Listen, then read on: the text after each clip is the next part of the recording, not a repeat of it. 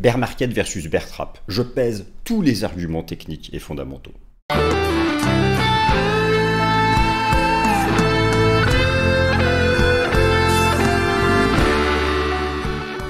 Chers amis, suivez chaque matin mes analyses publiées sur le profil Swissquote du site TradingView, une analyse par jour sur toutes les classes d'actifs. Et enfin, je vous rappelle que le contenu de cette vidéo ne constitue en aucun cas un conseil financier. Le contenu de cette vidéo ne constitue en aucun cas un conseil financier. Merci à tous. Chers amis, je suis ravi pour cette nouvelle édition du Top Gun. Ça va être costaud, ça va être complet, ça va vous plaire. Je vais essayer de faire ça de manière synthétique et rapide, mais je suis allé au bout des choses en allant vous chercher plein d'indicateurs ciel et pas que de l'analyse technique. On va aller voir du côté des gérants, du côté de la liquidité, du côté de la part du cash chez les investisseurs institutionnels. Beaucoup de données globales, macro, pour déterminer si cette phase de respiration qui a pu commencer la semaine dernière, on sait que les actions sont en survalorisation, notamment les stars de la tech, il y a de la volatilité. Bon, mais en même temps, les choses sont loin d'être perdues. Certes, nous sommes beaucoup plus proches de la fin du bull market que du début. Le début, c'est fin 2022. Alors, je pose cette question. Bear market ou bear trap? Dernière leg up de fin d'année et phase plus délicate en 2026. Alors, pour répondre à cette question, il faut prendre le temps, il faut poser les choses, il faut faire du multicritère. Alors, on ne va pas faire du multicritère pour noyer le poisson. On va regarder les choses factuellement, où elles en sont, et je vais essayer de faire ça en détail en allant au-delà d'une simple ligne de support ou de résistance. Bon, alors, première grosse partie, je commence par ce qui va plutôt dans le sens d'une dernière leg up. Je commence par ce qui pourrait permettre de reporter, décaler dans le temps l'engagement d'une phase baissière ou d'un gros range, parce que finalement, bull market, bear market, le marché pourrait rentrer en range. Prenez l'exemple du S&P 500 entre 2015 et 2018, c'était un gros range, c'est possible aussi ça. Je commence par une grosse partie sur la liquidité. Première partie, la liquidité valide-t-elle l'engagement ou non d'un bear market? La liquidité, c'est quoi? Elle aussi, elle est multifactorielle, cette liquidité. Donc je vais tout reprendre. La liquidité structurelle, la masse monétaire mondiale M2, la liquidité nette US,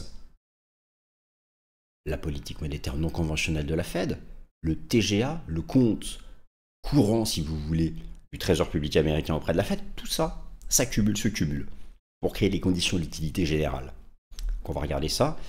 Et effectivement, bon là je commence tout de suite, je commencerai cette première partie sera plutôt des lueurs d'espoir. Mais attention, beaucoup de choses qui sont en faveur de l'engagement d'un bear market. Que ce soit tout de suite maintenant ou un peu décalé ou début 2026.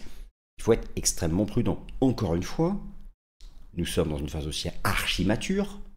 Nous sommes ultra valorisés. C'est la deuxième partie de cette vidéo. Oui, la valorisation boursière autorise, alors ne déclenche pas mécaniquement, automatiquement, mais oui, les valorisations boursières atteintes, de manière globale, alors en grande partie à cause de la tech. Oui, c'est la valo de la tech, mais bon, si la tech corrige, vous pensez vraiment que le reste va pumper? Bon, il peut y avoir des rotations, des arbitrages, mais tout de même, l'impact sur les indices boursiers sera tel du fait de leur poids que bon, vous savez, il y a 10 valeurs, c'est 45% du calcul du S&P 500. Bon, il n'y a pas que le S&P 500, c'est vrai, je vous l'accorde. Mais bon, si le S&P 500 s'en prend une, je vois pas pourquoi le Russell 2000 explosera à la hausse. Vous voyez? Okay. Alors, par contre, s'il se met simplement en range, là, des choses sont possibles. Donc, oui, la valorisation boursière autorise le bear market. Vous allez voir pourquoi. Il n'y a pas que le price earning de Shiller dont je vous parle beaucoup. Je vais vous parler cette fois-ci aussi du price earning forward. Vous allez voir. En fait, on arrive sur les records de 2000. Alors, 2000, c'était la bulle dite spéculative .com. Alors à l'époque, la bulle a éclaté parce que les prix atteints en bourse étaient sans rapport avec des fondamentaux qui pour la plupart étaient à zéro. Là, me direz-vous, j'en ai parlé dans le Top Gun il y a un mois, on retrouve les niveaux de valorisation de l'année 2000. Alors sur certains critères de valo, on est déjà sur des records bien plus hauts. Mais selon les deux baromètres les plus importants que sont le PE Shiller et le Price Earning Standard, mais forward, on est quasiment au record de 2000, on n'y est pas encore tout à fait. Donc il reste un peu d'upside. Mais on y sera. À la différence près qu'en 2000, en face, les fondamentaux, c'était peanuts. Mais il est vrai que, malgré tout, la valorisation atteinte autorise au moins une phase de respiration. Bear market est un grand mot. Bear market est un grand mot. Le marché peut respirer, correction court terme, ou peut rentrer dans une phase rangy, comme le S&P 500 peut en faire dans son histoire. On va regarder aussi les graphiques. Et justement, troisième partie de cette vidéo, je passe en revue 10 critères d'analyse technique, mais pas que. La participation aussi, la participation institutionnelle, ce que font les gérants, le sentiment. Je passe en revue beaucoup de critères,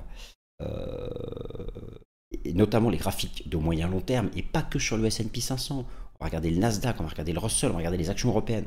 On va regarder tout ça pour voir si, eh bien, nous avons des conditions d'entrée en bear market, c'est-à-dire des résistances majeures, des phases de distribution, des divergences baissières.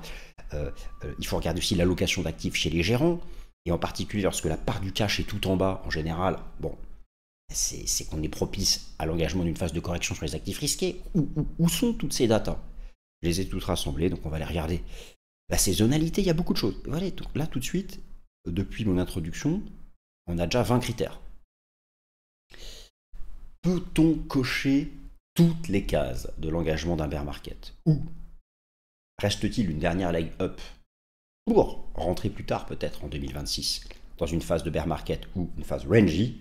Bienvenue à la nouvelle édition du Top 4. Je pèse tous les arguments techniques et fondamentaux. Et si on commençait par se réduire un peu? Attendez, j'appuie. Et voilà, c'est parti. Alors, bear market versus bear trap. Tous les arguments technical and fundamentals. C'est parti. C'est parti. Donc, le plan, très simple, 3 parties. Je vous les ai décrites. Grosse partie liquidité, grosse partie valorisation, grosse partie technique. Et on commence par la première partie, la liquidité prospective. La liquidité prospective. Valide-t-elle l'entrée bear market? La réponse est non. Au stade actuel, la réponse est non. Alors, la liquidité, c'est un concept complexe que je vais essayer de simplifier. C'est tout ça. La liquidité structurelle globale, à l'intérieur de laquelle on va retrouver le compartiment Trésor public américain, Réserve fédérale des États-Unis, la Fed à proprement parler, et le cycle à venir des taux d'intérêt. Alors commençons par le commencement, le compte du Trésor public US auprès de la Fed, ce qu'on appelle le TGA. Ça, je vous en ai déjà parlé. Et en fait, il s'est passé quelque chose d'extrêmement intéressant. Donc, le shutdown, la fin du shutdown, ouvre un potentiel de liquidité majeur. Je m'explique. Je vous avais donc expliqué que, ça fait beaucoup d'explications, que la Fed, que le Trésor public américain, l'État fédéral américain détient auprès de la Fed un Treasury General Account, un TGA. Treasury General Account, qu'est-ce que c'est? C'est le compte courant de l'État fédéral auprès de la Fed. Ce compte courant a été rempli entre juin et début octobre. Comment? L'État fédéral émet des obligations, il prend du cash, il le stocke sur un compte courant. Lorsque ce TGA est rempli, le TGA appartient au Trésor public américain, à l'État fédéral, mais est hébergé chez la Fed. Lorsque le TGA est rempli, ensuite il est dépensé. Les salaires des fonctionnaires, les investissements, les multiples dépenses de l'État, les soutiens à l'économie, les programmes d'aide, etc. Sauf que début octobre, le TGA est arrivé rempli, prêt à être dépensé, et le 1er octobre, le shutdown a commencé. Donc, depuis début octobre, il y a une énorme poche de liquidité, ce sont des centaines de milliards de dollars, qui devaient se déverser dans l'économie, qui ne se déversent pas à cause du shutdown. Dès que le shutdown est levé, ça va se redéverser. Et ça, c'est une poche de liquidité énorme. C'est une poche de liquidité énorme qui est mise entre parenthèses. C'est comme si, en fait, depuis début octobre, et ça s'arrête à la fin du shutdown, c'est comme si depuis début octobre, on était dans une parenthèse temporelle. On est dans une petite boucle temporelle. On tourne sur nous-mêmes, mais il ne se passe plus rien. On en sortira avec la fin du shutdown. Je récapitule. À cause du shutdown, le TGA reste extrêmement élevé. Ce TGA qui a été rempli de juin à octobre et qui devait se vider progressivement, inonder l'économie de cash à partir de début octobre. Sauf que, à cause du shutdown, cette liquidité est contenue. À partir du moment où le shutdown se termine, le TGA se remet à baisser, parce que l'État fait les dépenses qu'il doit faire, et la liquidité est réinjectée. Et voilà, en fait, ça c'est quelque chose de primordial. C'est hasard du calendrier ou pas. L'État fédéral avait prévu de remplir son TGA jusqu'à fin septembre, début octobre, et le shutdown a commencé le 1er octobre. Manque de peau. Donc tout ça, c'est de la liquidité qui va arriver. Tout ça, c'est de la liquidité qui va arriver. D'ailleurs, lorsque vous prenez ici la courbe bleue, alors j'ai pris le cours du Bitcoin, mais je pourrais prendre le S&P 500, regardez simplement la courbe bleue. La liquidité globale, la liquidité structurelle globale, c'est l'addition des masses monétaires M2 de tous les pays, l'addition du bilan de toutes les banques centrales, dont le bilan de la Fed, et notamment le TGA, Treasury General Account, du Trésor public US auprès de la Fed. Lorsque ce TGA va se vider, la liquidité va revenir sur les marchés. Et là, on parle de centaines de milliards de dollars. C'est gigantesque. Donc, non, cette poche de liquidité qui arrive, la liquidité d'ailleurs structurelle, ici elle est projetée, parce qu'il faut toujours du temps pour que ça arrive dans l'économie, elle est projetée de 10 à 12 semaines, elle reste en tendance bullish au moins jusqu'à la fin de l'année. Donc, à la question de savoir, est-ce que la liquidité valide l'entrée en bear market, avec la hausse de la volatilité, notamment la semaine dernière sur les valeurs de la tech, la réponse est non. On continue. Il y a plein de facteurs, n'oubliez pas. Deuxième aspect, l'aspect politique monétaire non conventionnel de la Fed. Comme je vous l'ai montré à l'instant sur la courbe bleue, eh bien, la liquidité structurelle globale, c'est aussi l'addition des bilans des banques centrales. Bon, bien sûr, la Fed étant la première d'entre elles, ce bilan évolue en fonction des politiques monétaires, de la politique monétaire non conventionnelle. Le bilan se remplit en quantitative easing, le bilan décroît en quantitative tightening. La Fed a annoncé lors de sa dernière décision de politique monétaire la fin du programme de quantitative tightening à partir du 1er décembre. Il y a déjà eu dans le passé des programmes de quantitative tightening qui se sont arrêtés. En septembre 2012, c'était un peu différent, mais la logique est la même, et notamment en août 2019. L'impact, pas immédiatement, mais l'impact avait été, dans les semaines qui suivaient, bullish sur le S&P 500. Donc, peut-on vraiment, alors ça écarte pas les corrections de 10-15%, mais un bear market, là je parle du bear market de moins 50%. Dans des conditions de liquidité comme ça, un bear market de moins 50%, non. Oui, des corrections de 10%, de 15%, des retracements, il y avait les 6200 points, c'est l'ancien record historique du S&P 500, on pourra y revenir. Mais un bear market de type 2001, 2002 ou 2008, 2009, pas dans de telles conditions de liquidité. À moins d'un choc exceptionnel, quelque chose d'incroyable, ou même la Fed lancer un QE, mais il faudrait quand même du temps pour que ce QE permette de stabiliser les marchés. Là, ce sera un cas de choc exceptionnel. Bon. En tout cas, donc, on voit qu'il y a des aspects liquidité qui sont prospectifs et qui pourraient arriver donc en soutien, qui peuvent arriver en soutien. Alors ensuite, bien sûr, l'autre aspect de la liquidité majeure, c'est le cycle prospectif du taux d'intérêt des fonds fédéraux. Et là, il y a un problème, encore une fois, à cause du shutdown. Le cycle prospectif du taux d'intérêt des fonds fédéraux, pourquoi y a-t-il un problème? Lorsque vous regardez l'outil CME FedWatch Tool, il devrait y avoir, et la probabilité n'est pas écrasante, il devrait y avoir avec 62% de probabilité une dernière baisse de taux en décembre, mais ensuite, statu quo le 28 janvier 2026, statu quo le 18 mars 2026, statu quo le 29 avril, bref, bon, en gros, pas de visibilité sur une trajectoire baissière du taux d'intérêt des fonds fédéraux. Ça, pour la liquidité prospective, c'est un problème. Ce problème est en grande partie lié au shutdown, le shutdown qui a interrompu la publication de statistiques majeures que regarde la Fed, en particulier les chiffres CPI, même si un a été publié en retard, mais le PCE et le rapport NFP, parce qu'au fond, il n'y a que ça qui compte, le PCE et le NFP, l'inflation PCE et le NFP. Alors bien sûr, ces chiffres, une fois le shutdown terminé, seront publiés avec retard. Peut-être qu'ils n'autoriseront pas la Fed à baisser ses taux. Mais en tout cas, ça redonnera de la visibilité. Donc déjà, ça réduit l'incertitude. Maintenant, lorsqu'on regarde des indicateurs d'inflation temps réel, là, pour le coup, actuellement, Trueflation a vraiment une utilité. parce qu'on est un peu dans le trou. Alors, l'inflation remonte, Trueflation est à 2,62. Bon, c'est pas non plus une envolée de l'inflation à 4% à cause des tarifs douaniers. On est toujours entre 2 et 3. Et finalement, c'est ce que dit par exemple aussi l'algorithme de la Réserve fédérale de Cleveland, qui est une des antennes régionales de la Fed, qui se projette sur les PCE, notamment celui de septembre qui est déjà en retard. Grosso merdo, vous voyez qu'on reste entre 2,7 et 2,9. Entre 2,7 et 2,9. Donc on est toujours, la cible de la Fed c'est 2. On est toujours entre 0,7 et 0,9 points de pourcentage au-dessus de la cible de la Fed, ce qui ne permet pas de faire chuter fortement les taux, sauf si vraiment l'emploi part en vrille, c'est pas le cas pour l'instant. Mais c'est pas non plus une vague d'inflation. Alors, effectivement, se maintenir entre 2,7 et 2,9, ça peut rendre compliqué un cycle baissier des taux d'intérêt l'année prochaine. Mais tout ça pour dire que, au stade actuel, l'inflation, n'oubliez pas, il y a les tarifs douaniers qui s'appliquent. Sans les tarifs douaniers, on serait peut-être déjà à 2. Il faut toujours raisonner comme ça.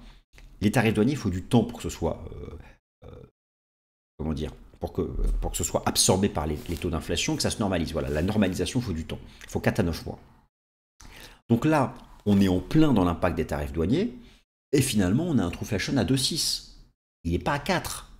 Donc, une fois la période de normalisation faite, ça va retomber à 2. On sera toujours dans la projection. Là, il y a une prime des tarifs douaniers. Donc si on est à 2,6 ou 2,7 et qu'on retire la prime des tarifs douaniers, c'est qu'on est quand même plus proche de 2 que de 3. Vous comprenez le raisonnement? Je pense que la Fed, les économistes de la Fed peuvent raisonner aussi comme ça. Donc c'est pas la cata, même si, effectivement, ça peut rendre compliqué des baisses de taux, notamment début d'année prochaine. Donc vous voyez, il y a des choses positives du côté de cette liquidité. Il n'y a pas que du négatif.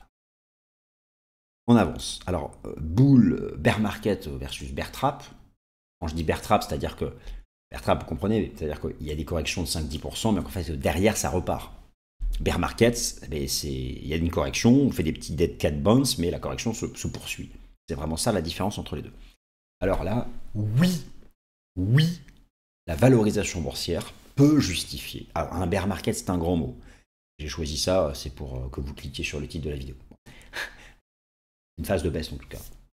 Oui, les valorisations atteintes sont maintenant compliquées. C'est un fait. Je vais vous montrer une première illustration sur ce sujet au niveau des valos. Première illustration. Bon, vous avez ici la dernière enquête de la Bank of America, la BofA Fund Manager Survey. Voilà. Vous avez ici le pourcentage de gérants qui s'expriment sur la survalorisation des actions. Bon bah là, record de tous les temps. Record de tous les temps. Record de tous les temps. Ont-ils raison? Ils ont raison. Je vais vous montrer deux indicateurs de valo. Ça nous vient de FactSet. Concentrez-vous bien. Vous avez ici le price earning forward du S&P 500. Le prix du S&P 500 rapporté aux bénéfices anticipés sur les 12 prochains mois. À la différence du PE classique où ce sont les 12 derniers mois. Et regardez, c'est passionnant. Nous sommes à 23,1, quasiment au même record que fin 2021, et nous sommes au record de la bulle spéculative de 2000. Début de bear market, et... Alors, à cause de qui? La réponse est là. À cause de la tech. Regardez un peu. Alors déjà, tous les secteurs ont globalement une valorisation au-dessus de leur moyenne. En bleu, c'est leur valorisation actuelle. Et en jaune, c'est la moyenne des 25 dernières années. Donc c'est là qu'on mesure qu'il y a quand même une survalorisation de la plupart des secteurs par rapport à leur moyenne des 25 dernières années. Mais vraiment, les deux secteurs archi-valorisés, la consommation discrétionnaire et la tech. Donc oui. Et puis, vous connaissez toujours, bien sûr, le PE de Shiller, le price earning de Shiller, qui lui est à 40, le record de 2000 est à 43-44. Donc on n'est pas loin, et effectivement, oui, la valorisation. Vous avez ce tableau récapitulatif avec le PE de Shiller, le PE classique. Je viens de vous montrer le PE forward. Donc au total, le PE de Shiller, le premier, le PE classique, le Buffett Indicator et le PE forward que je viens de vous montrer. C'est du rouge partout. C'est de l'alerte rouge partout. Donc, et là on est vraiment dans la finance classique, la valorisation boursière.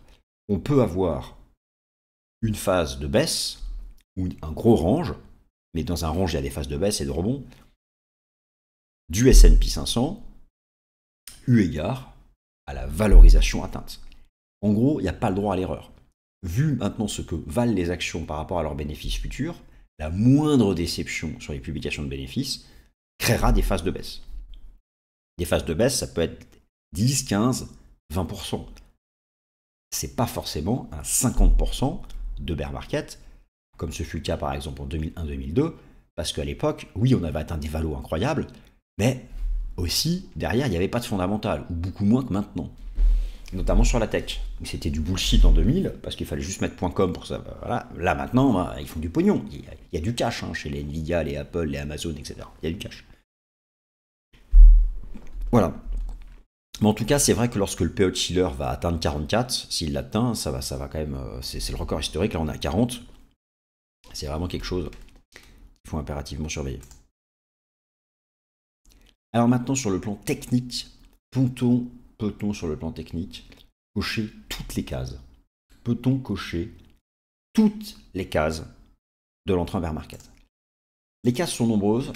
La réponse bien sûr est non, mais il y a quand même des cases qu'on peut cocher. Voilà tous les critères que je vais passer en revue. Alors on commence par le S&P 500, Nasdaq 100, les graphiques de long terme. Oui, on est en surachat. Oui, on a atteint des résistances. Mais être en surachat, c'est bien. Être en surachat, c'est une chose. Avoir des divergences, c'est une chose. Donc oui, le S&P 500 est tout en haut dans un canal. Oui, il a atteint des cibles théoriques importantes de VAC 5. Oui, il y a des divergences. Ok, c'est vrai qu'on est sur des niveaux où on n'est pas à l'aise. Prenez par exemple le S&P 500 mensuel, 100% de hausse, quasiment comme ici cette phase bullish avant le bear market, ici en échelle logarithmique. Il n'y a pas encore de divergence en mensuel. On n'a pas cassé de support majeur. Prenez par exemple ici, donc je suis en weekly, le système Ishimoku, regardez la Tenkan, on est encore support, par contre c'est vrai que si la Tenkan casse, on va retracer à 6002. En fait c'est ça le risque sur le S&P 500. Prenez ici en daily, j'y ajoute les enseignements du système Ishimoku. Vous voyez, regardez comme c'est propre, c'est archi propre. Le Kumo fait support, on le casse, on corrige. Le Kumo fait support, moyenne mobile à 50 jours. Si jamais ça casse, bah on fait quoi? Le marché va retracer à l'ancien record. Donc ce qui nous pend au nez, c'est lorsqu'on va casser, si on casse tous ces supports, c'est de retracer ici. Par contre, cette zone-là, 6200, renforcée en plus par la moyenne mobile à 200 jours, sera un point d'achat. Donc oui, il y a des divs, il y a du surachat, il n'y a pas encore de cassure de support. Maintenant, si on regarde la profondeur du marché, le S&P 500 équipondéré, le Russell 2000, le Dow Jones, les choses sont un peu différentes parce qu'il n'y a pas eu de poussée sur ces marchés. C'est parce que la tech est beaucoup moins valorisée. Prenez par exemple le S&P 500 équipondéré. Lui, il est à peine à son record. On est très loin du surachat. Prenez par exemple l'indice Dow Jones. Pareil. Lui, il vient à peine de dépasser son ancien record. Il n'y a pas de surachat. Là, regardez, il y avait une div du surachat, une div du surachat. Là, il n'y a pas de surachat. Prenez le Russell 2000. Le Russell 2000, il n'a même pas dépassé son record de l'ancien cycle. Donc, il y a quand même des choses où on n'est pas... Prenez même le Nasdaq 100. Le Nasdaq 100, oui, il est tout en haut. Oui, on est en surachat. Il n'y a pas encore de divergence comme on a eu ici dans le passé. Donc il y a beaucoup de signaux où on comprend que le marché est quand même surétendu à la hausse. Mais il n'y a pas encore de cassure de support majeur qui peuvent déclencher ce retracement à 6002. De la même façon, vous prenez l'Eurostoxx 50 pour les actions européennes. Sur les actions européennes, il n'y a pas encore de signe de surachat, il n'y a pas de divergence non plus. Donc il n'y a pas que les actions américaines. Je vais vous prendre ici l'Eurostoxx 50 pour représenter les actions européennes. Regardez, pas de divergence, pas de surachat. En mensuel, pas de divergence, pas de surachat. On est même en train d'essayer de casser ici ce record. Prenez par exemple ensuite l'aspect quantitatif. Il n'y a pas d'évidence de surachat. De la même façon pour le sentiment des traders particuliers. En termes quantitatifs, on a à peine 38% d'actions au-dessus de la moyenne mobile à 50 jours. On n'est pas entre 80 et 90. Le sentiment du marché, il y a encore 37% de vendeurs. Dans les phases vraiment d'euphorie où on est près de l'effondrement, quand on est tout en haut, il y a une large majorité d'acheteurs qui écrasent les vendeurs. Là, il y a toujours équilibre des forces entre acheteurs et vendeurs. Ce ne sont pas des conditions d'euphorie qui peuvent justifier un bear market de 50%, peut-être une correction de 10-15%, mais pas de 15, pas de 50%. De la même façon, je regarde aussi beaucoup le dollar américain. Il faut absolument regarder le dollar américain parce que un dollar bullish, ça correspond à une phase de bear market.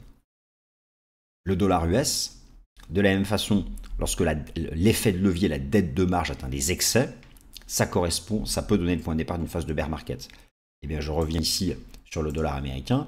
Oui, le dollar, et j'en ferai un topo dans le Fast and Forex, est proche d'un point pivot qui pourrait valider ici une phase de reprise, les divergences, on a les divergences, pattern, breakout, peut-être une pattern, double bottom, mais on n'a pas encore le breakout, donc c'est encore trop tôt.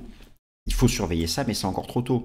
La dette de marge, je vous en parlais à l'instant, la dette de marge est représentée ici, et là vous avez notamment la déviation à la moyenne ici des 48 derniers mois. Oui, l'effet de levier a atteint une résistance importante, mais il a pu aller plus haut. Par exemple, la crise financière, l'effet de levier est monté jusque-ci, en déviation par rapport à sa moyenne des 48 derniers mois. Encore plus haut au .com. Par contre, on est revenu sur un effet de levier similaire à ce que fut le début du bear market de 2022. Donc là aussi, il y a une alerte. Il n'y a pas non plus une garantie. Nous sommes dans des zones où, clairement, on a un marché haussier mature. Il faut être méfiant, mais on n'est pas non plus dans l'excès final. C'est ça que je veux dire. Il peut rester la place à une dernière leg up. C'est pas garanti, mais c'est possible. C'est possible. De la même façon, regardez les données de saisonnalité. Encore le cycle présidentiel, la pire année, c'est la deuxième année du cycle présidentiel, c'est plutôt l'année 2026. En termes de saisonnalité, les données sont à jour cette fois-ci. Novembre et décembre sont des bons mois pour le S&P 500 dans l'absolu en termes de saisonnalité. Donc il faut aussi regarder ces données-là. Là aussi, ça ne milite pas pour l'engagement d'un bear market massif cette fin d'année 2025. Par contre, là, soyons extrêmement prudents. Le pourcentage de cash chez les gérants est tombé à 3,8%. Et nous sommes vraiment dans une zone basse. Si vous voulez, une fin de bear market, c'est quand le pourcentage de cash est tout en haut. Vous voyez ici, c'était les bottoms de marché. Et là, au contraire, c'est souvent les points hauts. On est sous le seuil des 4% qui est un seuil d'alerte. On peut aller encore un peu plus bas, on peut s'y installer un peu, mais on est dans une zone où à un moment ou à un autre, le pourcentage de cash va remonter. Et si ce pourcentage de cash remonte, c'est qu'il y a un désengagement des actions. Alors oui, là, ce sont des conditions d'allocation d'actifs qui peuvent être en faveur d'une phase de bear market. Donc tout ça pour résumer, la liquidité dit non, la valorisation dit oui, l'analyse technique multicritère dit attention surchauffe, attention oui c'est mature, mais pas encore de cassure de support majeur, pas de signal massif de renversement, mais effectivement, on est dans une phase de maturité de bull market, mais quand tu as affirmé que ça y est, ça a commencé, c'est sûr et certain et tout, il n'y a absolument pas assez d'éléments. Et je continuerai à faire le point régulièrement sur l'ensemble de ces sujets, chers amis. Je dois arrêter parce que la vidéo doit durer 30 minutes. J'espère que ça vous a plu. Il y a beaucoup de choses. Vous pouvez tout reprendre. Et bien sûr, je ferai le suivi ça chaque semaine. Merci à tous. Ce contenu est informatif et éducatif destiné aux personnes connaissant les marchés financiers. Il ne constitue pas un conseil en investissement, juridique ou fiscal. Le trading et l'investissement comportent des risques, notamment la perte de capital. Les CFD et actifs numériques sont volatiles et ne conviennent pas à tous. Swissquote décline toute responsabilité quant à l'exactitude du contenu ou aux pertes liées à son usage. Produits et services disponibles selon la législation en vigueur.